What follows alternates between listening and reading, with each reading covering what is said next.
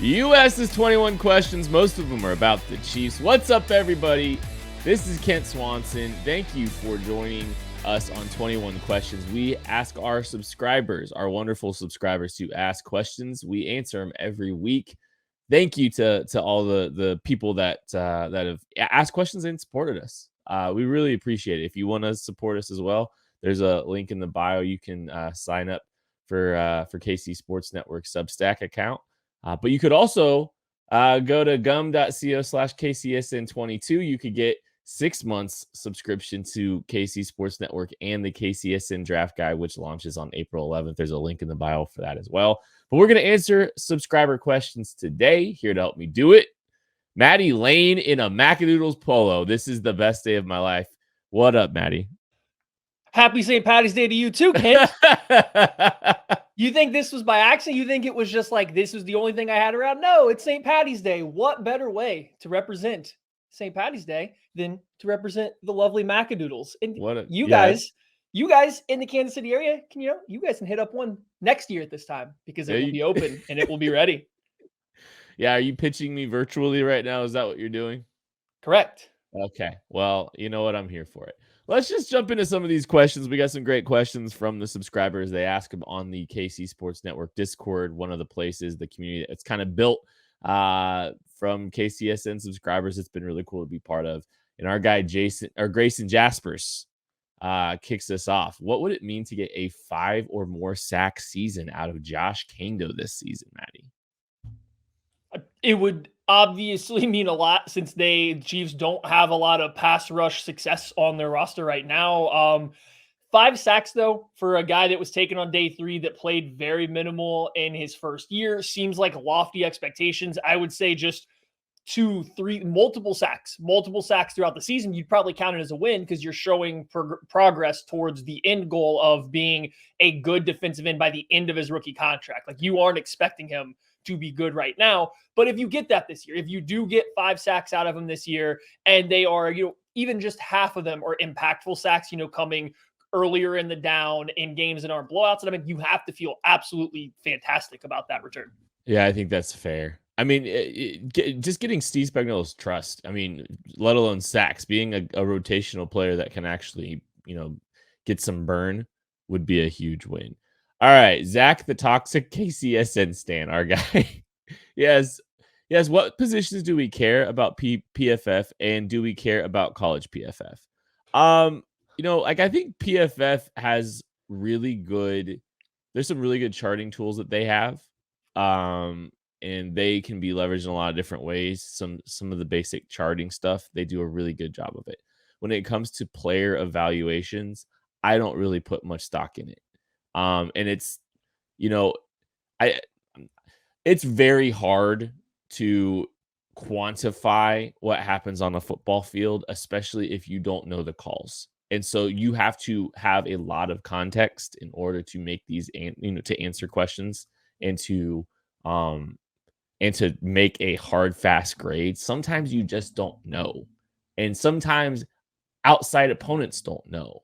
And so I think it's very hard to quantify things when you don't have the full context every single play. And in order to create, a grading system on players, you have to know. So I think there's holes in how that evaluation system, or any evaluation system that tries to, put a hard, fast, number like that out there. I think there can be flaws, and it requires a lot of context. And I don't know if there's enough manpower in the world to do that for every single college football player, every single NFL player. You have to have a bunch of football nerds that are probably coaches somewhere. If we're, so I think there's a lot of really good things that they do, but I think when it comes to the player grading scale, I have a hard time agreeing with it, all the time. Tucker's burner account. What's the longest contract you'd be comfortable offering Orlando Brown to keep him here? 5-year contract that is enough flexibility after year 3 that if things are going terrible, you can get out of it after that 3rd year without crushing yourself that season. I mean, you'll probably still have to stack some dead cap or something into that. But as long as you can get out of it reasonably after 3 years, you're fine. I mean, he's young. Keep him, put him on a 5-year deal. I see no reason not to. It's not easy. We just saw how difficult it was to land a franchise left tackle. They could come in and start right away. We saw with Lucas Niang just how hard it is to draft a guy on day 2 and feel great about him developing into a definite starter within a couple seasons of being in the NFL. The Chiefs, like at defensive end, aren't going to be in a lot of positions to draft these guys. They're going to have to make moves for them, sign him in free agency. You got a young one. You run him till he's 30, if you ask me. I like it. I agree. Mike Denny asks, what unique contract would you rather see in the NFL? A 1-year loan like soccer or a remainder of career contract, percent of cap slightly declining with age? I like the idea of the remainder of career contract with a percentage of the cap. Sign me up for giving Patrick Mahomes that.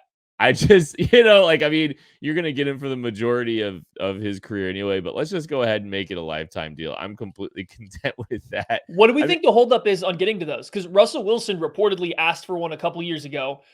There was rumors that Patrick Mahomes might be getting it, and the way his contract works, it kind of plays out similar to that. Same thing with Aaron Rodgers. There was rumors that that's what he was kind of getting, and with some easy outs. So it's just like, what do we think the holdup is for teams, especially at quarterbacks, giving them these not lifetime, but percentage of cap deals?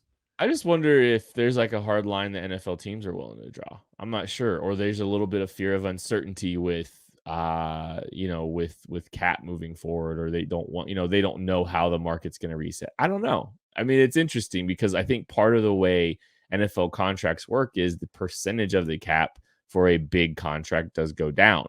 And it probably seems that a guy like Russell Wilson or some of these guys, they're going to want the percentage to go up.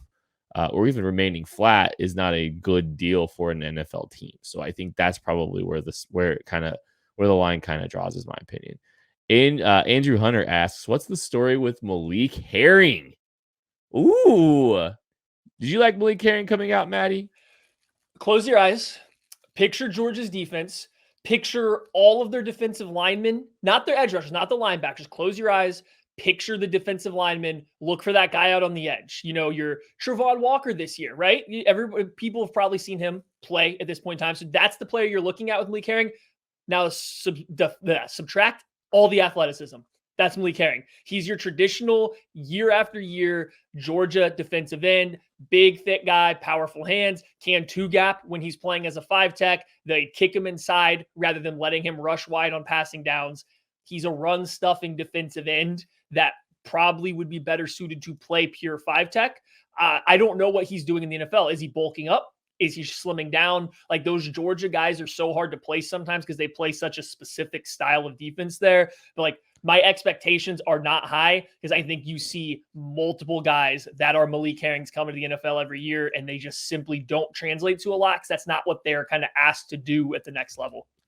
Yeah, I wonder if he's going to have to slim down if he's going to try to stick, because I don't think he's 6'3", 280 on the Chiefs guide right now, or on the Chiefs page. Right, he should bulk up and play 3-tech like that at 6'3". I mean, I don't know what his length is or anything, but like, if he wants an NFL career, I think he'd be better off trying to play 3-tech and just using his violent hands and hoping to win that way. Because I just don't think he was that athletic to slim down enough to play on the edge. Would be my assumption. Now for the Chiefs, yeah, he probably has to slim down because that's a crowded 3-tech room. That's where he's at right now. He's in Kansas City, so that's kind of what I'm guessing with us. With the Chiefs, I think he's got to go play edge. What is the best contract handed out in free agency so far? I really like the Morgan Moses deal. I think Morgan Moses going 15. Like, I think that's a really good deal for a tackle. So I really like that one. I'm trying to think if there's any other ones I really love. I mean, like, the edge rushing market's been insane, obviously. I mean, the Chiefs missed out on a lot of the older free agents because, I mean, those guys were getting $17.5 million APOI. So, like, I don't love those deals. Is there any other deals that you really liked, Maddie? Yeah, I got two of them. Justin Reed's deal is the best one that's been signed in free agency. I don't even know how this didn't jump into your head. No, seriously though. Best one, no, but I do think the Justin Reed deal is phenomenal. You got a young safety that can play every single position on the back end that you're going to ask a safety to a competent level, if not better. You got him for $10.5-ish million per year once you play it out. Yeah, he got a little bit less than Marcus Williams, which is expected, but I think he's more versatile than Marcus Williams. At the end of 3 years, you want to tell me that Justin Reed's the best safety from all these guys that just got signed? Yeah, absolutely. No doubt about it. So I really do think that's a good contract. The cornerback contracts have been good. Carlton Davis and JC Jackson. Like, I know they put a lot of guaranteed money and a money up front of them, but I think those guys are worth it. And it's not so much that you think it's just absolute no way they can live up to it. So like, I think positional groups in general have had a good time. I like that. Tojo 144. Assume the Jags take an edge at number 1 since it looks like they may pass on offensive tackle. Discuss the scenario and likelihood of each trading for Josh Allen. Please include contract extension, his fit, and picks to get it done. I mean, Josh Allen, he's a very good fit. He's an exceptional pass rusher. I don't know if he meets all 3 Steve Spagnuolo criteria, but he's pretty close if he's not. But he's a really, really good pass rusher, and he's young. And if you're going to go and trade for him, it's going to take a lot. I mean, I think it's going to take a first and probably more because this is a young up and coming guy. The contract extension, whenever the time comes, I mean, top 5 market, probably top 5 in the market. You're probably going to have to pay him. You have to give him a 5-year deal, which you should give him a 5-year deal. That should take him all the way, to that 30-year-old mark. So, I mean, you probably, I mean, it's probably close to the Frank Clark deal. Like, I know that's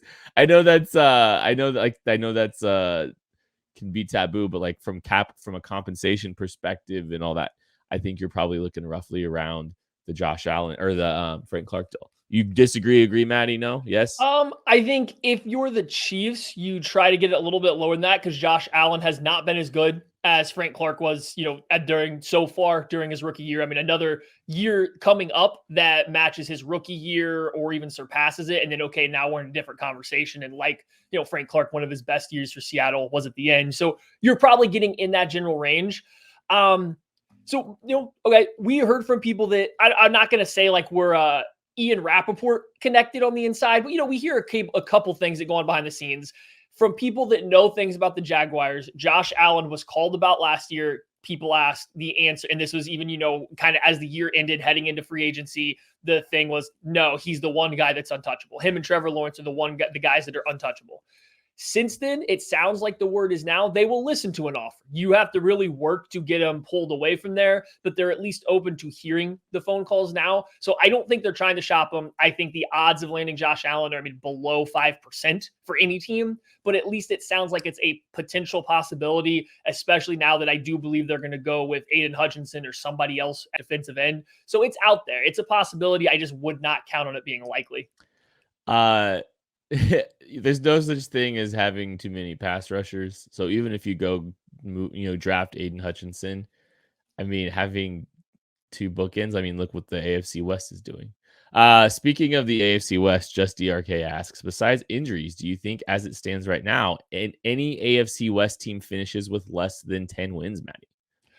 Yes, I think the Raiders do still because the division is so good. I think the issue they're going to run into is, they might be able to steal a game here or there, but at the end of the day, you have Derek Carr taking a roster that's equally talented or less talented than the other 3 teams, like the rest of the roster, and he's having to go toe-to-toe with Russell Wilson, with Patrick Mahomes, and Justin Herbert. If they go 1-5 in the division, I won't be surprised, and that doesn't leave them a lot of wiggle room outside of the divisions. I do think the Raiders will be the team that ends up under 10 wins. Broncos right there around it. I think 2 still. So I don't know how. I think 2 wind up getting under 10 wins. Pick your 2, coward. I'll go Denver, and I'll go Raiders. Russell Wilson. I am just rooting. I love that Russell Wilson's a Bronco because now I can root even harder against him. And any modicum of success is just gonna ignite something in me, and I'm gonna be insufferable. Listen, after week 11, they're gonna go 500. So they gotta really stack up those wins in the first half of the year if they want to get to 10. Russell Wilson did not watch the Broncos tape 3 times over last year. My favorite comment was from Jeff Schwartz, just talking about how, so you watched an offense that you're not going to be playing in against defenses that you're not going to be playing in with the different players. It's why did you watch them so many times when they have nothing to do with what you're about to walk into? It makes no sense. It's this man practicing his 2-minute drill and still huddling on air by himself. This dude loves some himself. KC from KC. Is it possible the AFC West team records have 2 teams with 14 wins, 1 team with 13, and the 4th place team with 12? So this is kind of like the flip side of that. I don't think it's possible. Those teams will eat each other alive. But I mean, I do think you're looking like, kind of like we're looking at here. This team, this is the best. This is the best division potentially in all of football. I think the West's NFC and the AFC are both really strong. A little bit weaker now that Seattle is blowing things up in the NFC, but it's neither here nor there. Just DRK, what's the likelihood a Tiger changes his stripes? Is it possible Brett Veach sees the landscape and decides the best thing to do this offseason is to draft as many players as possible? I don't know what that particular I get the logic. I just don't know what that's going to accomplish for a team that is in a win now mode, especially when you are having multiple other teams in your division that are also trying to win now. You would almost, if you're Brett Veach, having to be selling on Andy Reid, who's nearing the end of his career, Travis Kelce, who's getting towards nearing the end of his career, Chris Jones nearing the end of his contract with the Chiefs, Frank Clark, all these guys in these situations. You'd have to convince them like, hey, we're not really trying to compete to win right now with these guys. We're just going to load up on a bunch of day 2 and day 3 guys and hope that we start to hit on a couple of them. And then we can rebuild the roster from there. Like, you're essentially telling a team that has Super Bowl aspirations that they're in a semi-rebuilding year, just with enough talent that maybe they can make a run. Like, I'm not saying there's no chance the Chiefs couldn't win a Super Bowl with doing that process, without just adding a bunch of draft picks, but it just seems unlikely. And it's a really hard sell, I think, to a lot of the veteran players on the roster.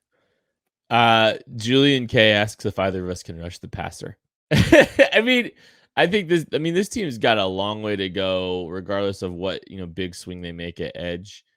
They've got a long way to go, and they didn't do a good job of affecting the passer last year. So, I know it's a joke, but no, we can't. But I do think this team is going to have to really get creative because they've got to add a lot of bodies. It's Melvin Ingram and a big swing and a draft pick. Like, if you see them triple dip at edge and add 3 new pass rushers over the course of the offseason, or 2 in Melvin Ingram backer, I guess is probably the better way I would expect. I don't know why do we all pencil Melvin Ingram just being back? It just feels like we all are just like, oh, yeah, he's coming back. Because the rumors were he enjoyed his time here. It looked like he was having fun here. It pits him on a team that is going to be a Super Bowl contender every single year. So, like, here's a guy that is chasing a ring. He hasn't had one yet. That's like one of his goals, I am sure. It sounds like he had a good time here. We clearly have a need. Brett Veach specifically talked about how maybe he's a guy that'll sign later or something that they'd have interest in. Like, there's a lot connecting him to the Chiefs that it makes a lot of sense.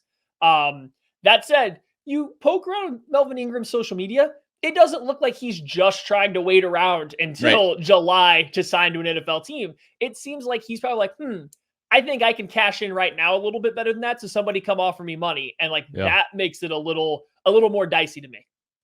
Zach, the toxic KCSN stan. Will Tyrann come back to be our nickel? No, he won't come back to be the nickel. He might come back to be a starting safety, making Juan Thornhill the Dan Sorensen third safety. I'm not saying he would replace his role 1-for-1, but I think at this point, there is a chance. I don't know what the Chiefs' plans are, but we're gearing up to where there's a very slim chance that Tyrann Mathieu could be back in Kansas City to play with a friend of his and Justin Reid. They played together before, and it seems like they are friends with one another, to play with him, to play on this roster again for Steve Spagnuolo, who he loves. You would start Tyrann Mathieu and Justin Reid. You would have Juan Thornhill would be coming in as your third safety. There's a chance he comes in that role. I don't think Tyrann Mathieu should be playing nickel corner at this point in his career.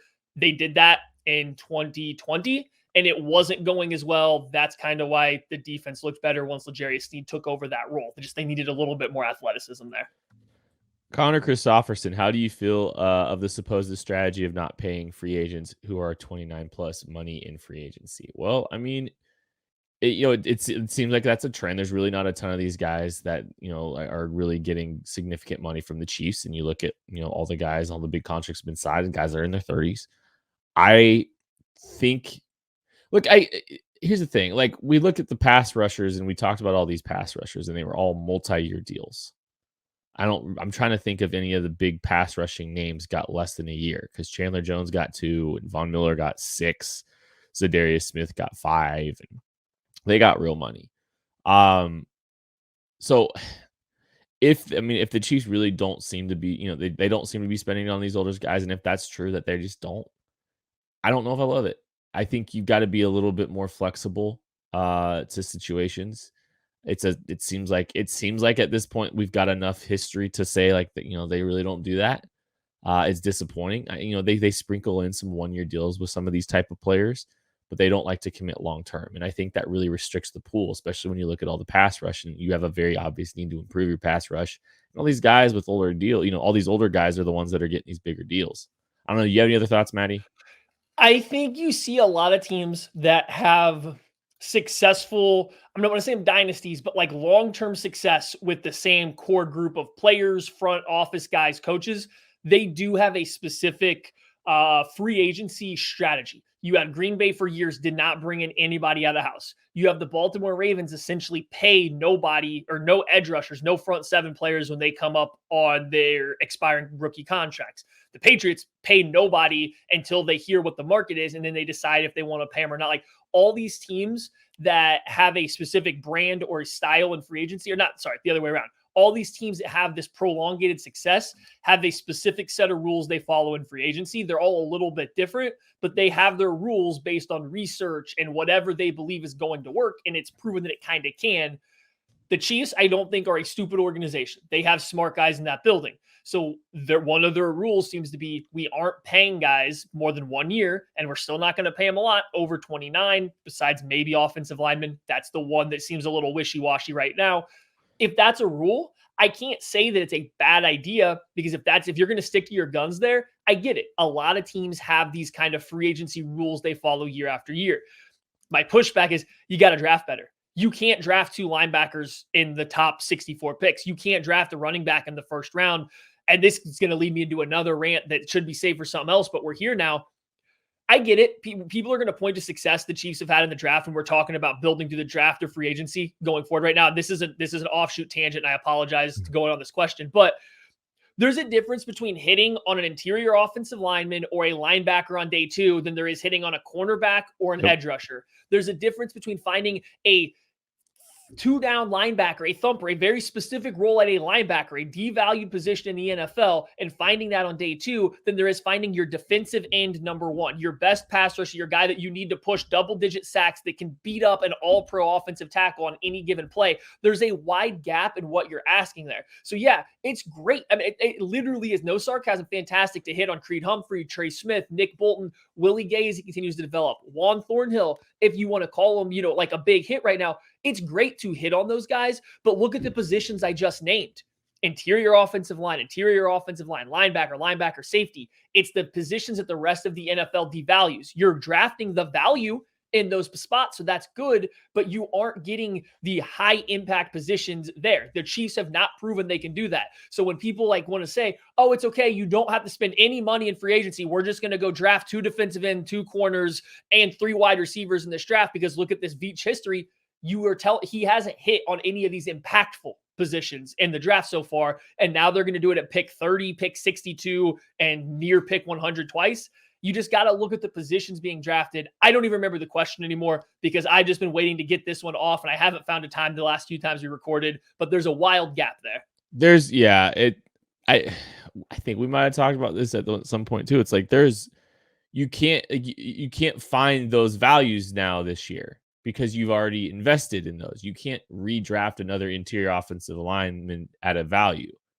Are you sure? They've been drafting linebackers every year. Interior offensive linemen. Like they're not going to, you've locked up linebacker, you've locked up interior offensive line, you've locked up, one of your safeties, but like the swings at wide receiver and investing an inordinate amount of draft capital at running back.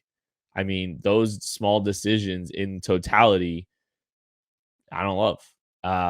And so, you missed on your receiver. And I don't know. Yeah, the Chiefs are kind of at a disadvantage trying to, get some of these high impact positions now.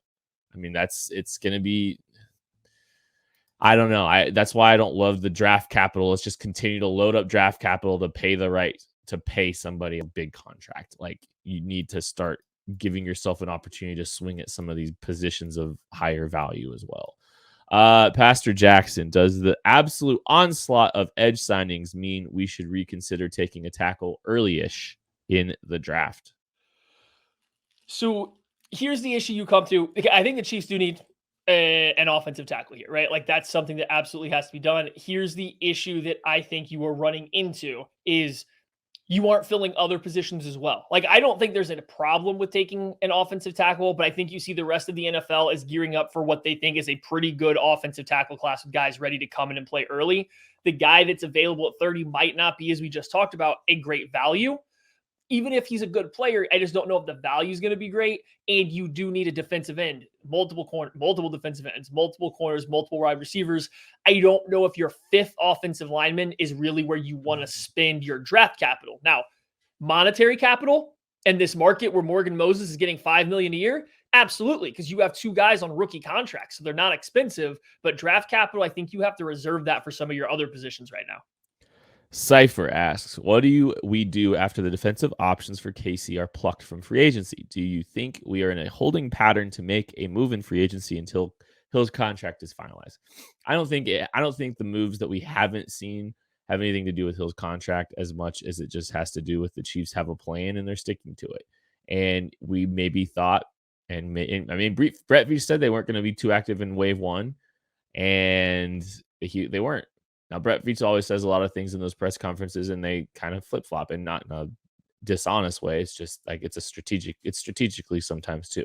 But yeah, I mean, like, the Chiefs aren't playing in that first wave, it seems like, and they might be trying to build with a lot more volume of players in free agency than trying to take big swings. The one thing I could see them doing is potentially trading for an edge rusher. And we talked about Danielle Hunter yesterday on the KC Laboratory show. That could be a swing. It's one of the few swings that kind of sounds like it's available to take and makes sense for this football team.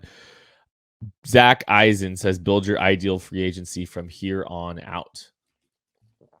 Okay.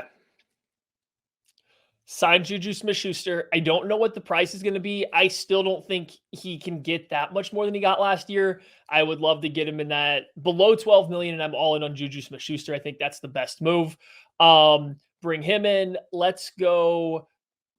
You can wait for La'el Collins to be released, or you can just go ahead and trade a late day 3 pick for him. I think I'm going to say wait for him to be released. You're going to sign him or Billy Turner. You know, you kind of have to play that by ear to figure out which one you're going to get. But get a right tackle that's worthy of starting. I think Collins and Turner are my 1 and 2 that are available right now. So Juju Smith-Schuster, one of those two at right tackle.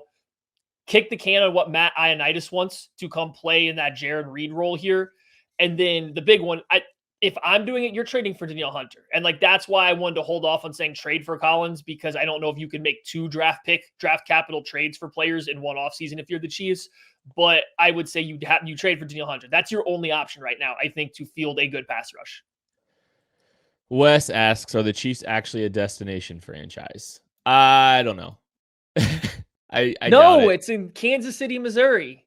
Hey, don't hate on Kansas City. I have no problems with Kansas City, Missouri. It's just you asked if they're a destination. They're not. Kansas City, Missouri is not a destination for pro athletes. People that have unlimited funds are not dying to go to Kansas City, Missouri. These guys want to be in places where they can freely spend this money, being in the, not all of them, but a lot of, like, and when you're talking destination and city, you're looking at LA's, New York's, Florida's, and even Texas is probably a bigger pull from terms of where you get to live. People don't want to live in the Kansas City in the wintertime. It gets really hot in the summertime as well. You don't have just like one of the crazy things, the Midwest. It's a reason it's not on the coast. I don't want you Kansas Cityans being mad at me here. I'm just saying pro athletes with unlimited funds aren't dying. Famous people with unlimited funds in general aren't dying to go live their entire life in Kansas City. Not that some won't. It's just, it's not a destination. Odell Beckham Jr. told you that when he said, I wanted to go play in LA. Countless athletes have, I think, made that very, very clear. Tampa, Tom, no sales tax or no income tax. I mean, Bully Salt, our guy. Welcome to the Discord. Gord, buddy. One free agent, edge, cornerback, and wide receiver for Casey Dad. I think wide receiver Juju Smith-Schuster. Can I throw the name that we talked about at edge right after the show last night? Sure. I forget who it was. Was it Dante Fowler? Yes. No, do that one. That's a good one. I think it's a good Dante one to Fowler drop. fits all of the Steve Spagnuolo defensive end measurables. Surprisingly, like I know his career really hasn't taken off to the same degree that I think he thought it would. But I mean, for a younger guy that he's only 27 years old, he's got 35 sacks in his career. He fits the prototype. I mean, you know, he's 2 years removed from an 11.5 sack season. The last couple of years have not been good to him in Atlanta, but yeah, I mean, he's a guy that's had some production. Cornerback, Let's talk gross. while you think about that. I'm going to talk about Dante Fowler for a second because you go back. Kent said he's a couple years removed from an 11.5 sack season, which is his best season that he's kind of had in the NFL. That came with the Rams. On the Rams that year, he's obviously playing with Aaron Donald, dominant interior rusher, their best pass rusher. And then he had Clay Matthews opposite from him, but this was kind of like that ghost of Clay Matthews. It was a guy that still a good pass rusher, but not dominant by any stretch of the imagination. So you're looking at pairing him like he was with LA with a dominant interior pass rusher and Chris Jones. And then you're having him across from, right now, at least Frank Clark. Maybe you can pair that up to somebody else. And I'm not saying that Frank Clark, Melvin Ingram, whoever else you sign would be that, 2019 Clay Matthews level edge rusher. But the point is you're kind of making Dante Fowler your number 2.5 pass rusher. That's where he's had his best success. He fits Spag stuff. He has a history at the very least of having some production in a similar situation. That seems like the kind of swing at this point in time you might as well take. And his price tag can't be high after the abomination that's been going on in Atlanta. All righty. And cornerback, I don't know. Like, I'm not excited about any of these cornerbacks. Maybe, like Pat Peterson. Yay. I'd do Gilmore, but they're not going to do Gilmore. Steve Gray, why does it keep getting reported that the Chiefs are constrained by their cap situation? Because that's the message that the Chiefs want you to hear right now. I mean, like this is a game. If you are listening to reporters say, well, the Chiefs are tied up against it, they are hearing that from the Chiefs. The Chiefs are saying, well, we're tied up against it. That gives them, they hope to gain some grace there when it comes to, we know what kind of cap space that the Saints cleared $30 million in cap space today. And they are notoriously under the cap. They kick the can down the road all the time. You can create cap space to make moves.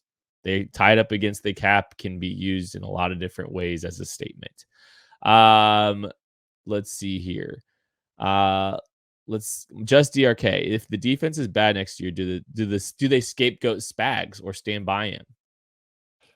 I don't know, because it's going to be interesting going into next year regardless. I believe, we don't know for sure, but it sounds like a lot of the assistant coaches' contracts are going to be up after this year. We don't know about Colin, but it sounds like a lot of the other guys are. We've heard confirmation that Madison and Matt House's contracts were going to be up after this 2022 season. I'm connecting the dots that the entire defensive staff that was signed at the same time in 2019 is. Steve Spagnuolo's contract might be up in general. So yeah, it does make for an easy scapegoat if you want to blame it on him. And to be honest, you kind of can. Like, I think that's fair because he has such rigid limits on what kind of players he's going to put out there. I think his defensive scheme is great. I really do love his defensive scheme, but it's so rigid in the personnel department that if it continues to fail, if they continue to struggle to add talent to it at some point in time, it's got to be because it's too hard to get the talent that you say you need into this scheme. They've struggled to do it for 3-4 years now to get the guys that he needs to field a consistently good defense. So I think it's fair to scapegoat him if that happens. I also will say he really hasn't been given that much talent to deal with at the positions as well. But like I said, it's like 50-50 his fault and not his fault. Bones Jackson, he's kind of upset about Buffalo getting Vaughn and the improvements from Denver and LA. He just said it seems, if anything, the Chiefs have gotten worse. The Chiefs are worse than they were this time, last year. And the Chiefs are worse than they were the end of last year. Obviously, like, they've lost a lot of free agents. It doesn't feel like there are paths to improve this team in some areas from last year without some very big aggressive moves. I don't think there's a ton out in the edge rusher market that's really going to help impact this pass rush. Safety, I think they'll be fine at safety. I think they need to improve wide receiver. Like, I think there's some areas on this football team they got to get better. They got to continue to separate themselves a little bit more. And I'm not overly excited at this point about this. KC from KC, should the Chiefs just create the most dominant offensive line in history now? Yeah. Why? Do it. I don't think it's a bad option. I said on the lab when we recorded live earlier this week, I think my number one priority right now is going to get a Billy Turner, going to get Leal Collins, Darrell Williams, somebody to play right tackle. Because I think you start to break down the money you want to spend. Yeah, maybe you spend a little bit extra on the offensive line if you're paying Brown, Tooney, and this mid-tier right tackle. But you have 2 rookie deals that aren't going to be very expensive. You can get by with 1 to 3 years of paying those other 3, I believe. So yeah, why not at this point in time? Go protect yourself from these edge rushers that the entire AFC added. I think that'll do just as much for you as adding just about any player that's also available in free agency right now. BA Cyclone, what is your favorite move for picking up a wide receiver 2, and why? I saw Kent really like the idea of Juju, but just a little deeper analysis on potential options would be interesting. Yeah, I really like the idea of Juju. I think Maddie's probably banging the drum harder for Juju than anybody, though, so credit Maddie for that. But I mean, Juju, I think he can play a little bit of X. He's a guy that operates well in the slot. He can move around. Like, he's a guy that can operate in a little different areas. That's something the Chiefs do a lot with their X receiver anyway. So he's versatile in that regard. He's still young. Maybe you can offer him a multi-year deal if you really like him and you believe in him. And you might be able to do a little bit out of value because the last year, was kind of derailed by injuries and some of that kind of stuff. You're hoping that the production that he had when Big Ben had a functioning arm helps. I think he's a good fit. Allen Robinson, it's going to be interesting to see what his market is. He might be more expensive than we're all anticipating, even though he had a horrific year, and didn't get a ton of opportunities with Justin Fields, Andy Dalton in Chicago. Jarvis Landry is the guy I expect, and I'm going to be a little bit disappointed. It's like, I'm not a huge Juju guy. We talked about it a little bit on the lab. I don't like, I don't like his skill set enough. I think he's just like a slot only, short intermediate type receiver, and he's not a lot of fun. Okay. Well, I want to build out because I just wanted to build out. Okay, if they go Jarvis Landry, or even a Jamison Crowder, I'm going to put in the same bucket, even though I think I like him a little bit more, but I'll put him in the same bucket. If you want to go that route of signing these slot only guys that are essentially third and short, over the middle of the field out of the slot options, which will help the Chiefs offense. They will make it better. But if you want to go that route, you have to do one of 2 things. One, you have to go spend an early draft pick on a receiver to not only complement them, not only be another wide receiver too, because they don't play on the vertical field at all. They don't line up outside. They don't really create yards after the catch. They have such a limited role. You need another talented receiver that complements them, that you pair with them to complement them to get a complete wide receiver too for this diverse offensive scheme the Chiefs run. Or you have to go sign another guy in free agency to kind of do the same stuff. So if you want me to make a case for Jarvis Landry, I really don't want to sign a receiver and then still be forced to drafting one early. I think you can sign A-Rob or Juju and draft one early if the value's there, but you don't have to. I think if you sign Landry, you have to. That's my holdup. But if you don't want to do that, maybe you sign Julio Jones late in the process chasing a ring. You get Landry and Julio Jones, 2 veterans that are going to be here for 1 year. Neither one are going to be asked to do everything that they have been for their last couple teams. Together, they might still have enough to form a complete receiver. Just that way you get a little bit of balanced skill sets. That gives you a chance to not be forced into drafting, one in the top 62 picks. And that would be my only way I'd feel good about Jarvis Landry, is pairing him with another signing at the same time. And Julio Jones is probably the only guy that's not going to be the same price as Landry that I think offers that. And, there's some good receivers that could fall down the board too. So if you do go grab some veterans, you can still draft a receiver at some point in this draft and still find a decent player. Anti-law lawyer, do you think that the Chiefs brain trust has accepted that next year will be something of a down year and is behaving accordingly, Maddie? No, like I said earlier, I don't think that you can just go look at some of the veterans on this team and do that. I think you have to put your best forward to compete. 2020, they did this maneuver where they kept their guys in-house, they paid their guys, and that kind of cost that set them back a little bit. Like there's no way around it. It set them back. The hope was they would win a second Super Bowl back-to-back, which gives you some grace, some leeway. They didn't quite get it done. I don't think that you can have another year, only 2 years removed from that, to say, hey, we can't add more talent to this team again. We kind of just have to run with what we have. It might not be as good. Like, I don't think you can do that every other year if you're the Chiefs. So it would be very difficult, I think, of a sell to some of the players on this team in their current situation to do that again. Fish asks, does the offensive line take a big second year together jump? Absolutely. Because I think Orlando Brown really settled in and got a lot better. And you saw him towards the end of the year being more comfortable. I think this group really played well together towards the end. And I think having that continuity is going to be massive for this football team. And I think there's, even if it's Andrew Wiley starting at right tackle, like I think this is going to be the pretty good group. Grayson Jaspers, are we getting a Bashaud Breeland reunion, Maddie? No. I was debating, and then I almost said yes just because he does kind of fit what I think they're doing. Now I think the answer is no. I don't know if he would like to or not. It's just I feel like once you go that year out of the system, you don't have a particularly good showing. I don't know if the Chiefs Brett Veach has not shown the desire to go back to you after you have not been successful or, less successful somewhere else. I think we haven't seen the precedent set yet to make me think that we're going to see it. All right, last one. Nick asks, the last couple of years, some mock drafts nailed down the positions the Chiefs were going to draft. Running back, center. Are you seeing a consensus position-wise as we get closer to the draft? I mean, I think there's a lot of teams that are looking at wide receiver for the Chiefs. I've seen that quite a few times. I think teams like, I think edge and wide receiver are two positions that teams or that people seem to be pinning on the Chiefs pretty frequently. Mostly wide receiver for me. I don't know if you see it any way different, Maddie. Yeah, I think it had been, and people were right. It had been safety. I think a lot of the people that are in the know of just different stuff and had put their mocks together with that information, you were seeing a lot of Lewis Seen, you were seeing a lot of Daxton Hill going to the Chiefs at the end of the first round of mock drafts.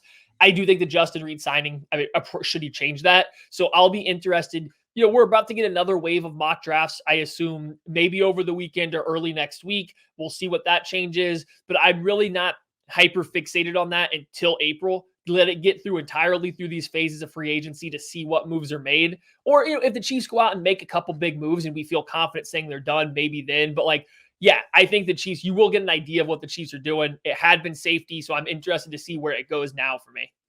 That is it for 21 questions. Thank you so much for asking, and thank you so much for listening. If you want to support what we're doing, you want to be part of the fun, the KCSN Substack, links in the description of this show to get you to sign up. We appreciate y'all, and we'll catch you later.